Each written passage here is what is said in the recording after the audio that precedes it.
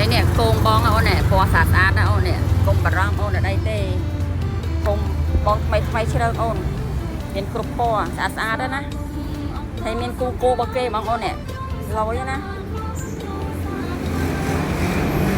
យាយទៅចង់ជាគូមកបងអូនមានបៃតងមានក្រហមមានពណ៌ទឹកសមុទ្រមានទឹកពេជ្រ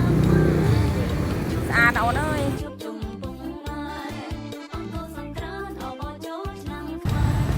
មើលតម្រង់គេអស់ផ្ទះ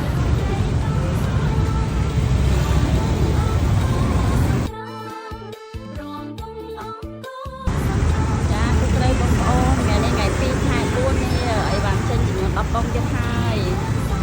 បងប្អូនត្រូវការត្រអីអាចតាក់ទងបានណាបងប្អូនអរគុណបាយបាយ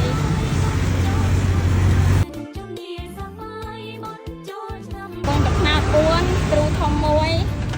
សម្រាប់មួយឈុតក្លិន4ខ្សែឈ្វាលា5ដុំថ្នោត2ធ្លាយហើយនឹងអីគេនេះទៀនថ្នោត4ធ្លាយហើយនឹងផ្កាយ6ទឹកនេះ6គ្រាប់អូនជិបចាំបាត់ចេញទៅហើយ